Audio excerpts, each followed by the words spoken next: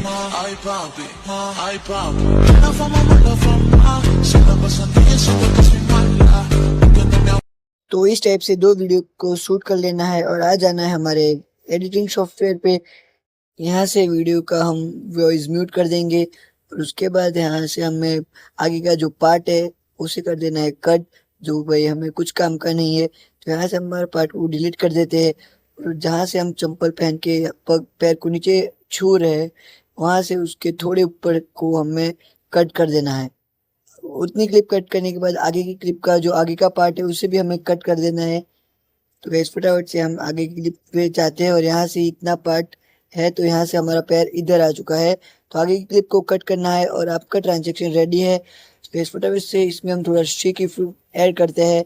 तो second clip में जाने के बाद यहाँ से हम करेंगे शेक इफेक्ट ऐड और यहाँ से आपका फाइनल वीडियो रेडी है। तो फाइनल देखो। Ay papi, ay papi. Una fama mala fama.